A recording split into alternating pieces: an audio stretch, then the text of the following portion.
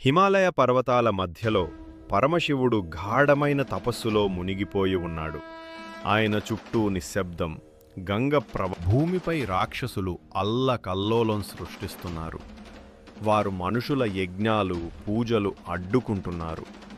దేవాలయాలపై దాడులు చేస్తున్నారు.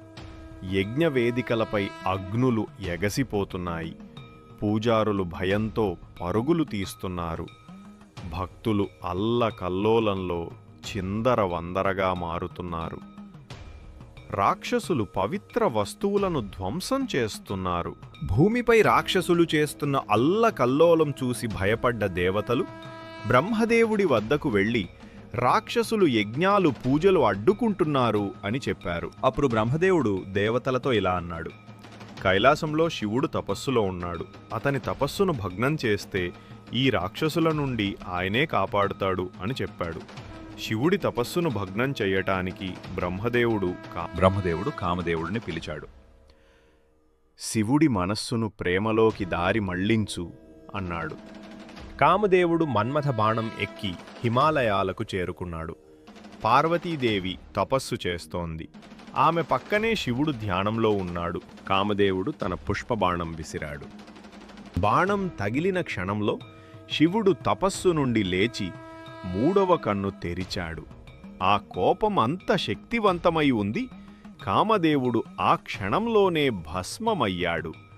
దేవతలు భయంతో వణికిపోయారు. కలిసి రాక్షసులు చేస్తున్న వికృత చేష్టల గురించి ఆయనకు వివరించారు.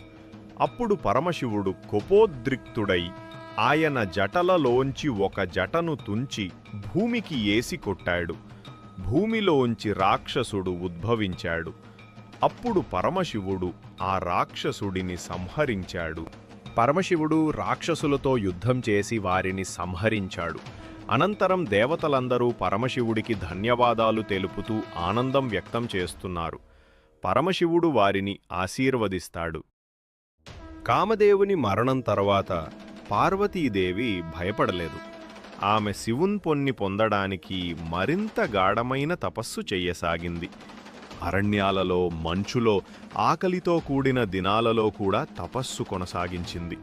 పార్వతీ తపస్సు సత్యమా, భక్తితో కూడిందా అని తెలుసుకోవడానికి శివుడు వృద్ధ రూపం తీసుకొని ఆమె ముందుకు వచ్చాడు. ఆమె నిజమైన భక్తి చూసి శివుడు తన అసలైన రూపం చూపించాడు. అప్పుడు దేవతలు, ఋషులు ఆనందంతో నినదించాడు. శివపార్వతుల వివాహం జరిగింది. పార్వతీ అభ్యర్థనతో శివుడు కామదేవుని పునర్జీవింపచేశాడు, కాని రూపం లేకుండా. ఆ రోజు నుంచి కామదేవుడు మనస్సులో మాత్రమే ఉంటాడు, దేహరహితుడు అయ్యాడు. పరమశివుడు దేవతలతో ఇలా అంటాడు: కోపం కూడా శాంతిలోంచి పుడుతుంది. భక్తి ఉన్నచోట కోపం కూడా పవిత్రమే అని అందరూ ఆ సందేశాన్ని స్మరించారు. అలాగే ఈ కథ విన్నవారు, ఈ వీడియో చూసినవారు ధన్యులు. ఈ ఛానల్ సబ్స్క్రైబ్ చేసి ఈ వీడియోను షేర్ చేసిన వారికి సదా నేను తోడుగా ఉంటాను. ఈ పరమేశ్వరుడు మీ వెంటే ఉంటాడు. ఈ వీడియోను లైక్ చేయండి, షేర్ చేయండి. ఎలా అనిపించిందో కామెంట్ చేయండి. సబ్స్క్రైబ్ మీకు ఎలాంటి వీడియోలు కావాలో చెప్పండి.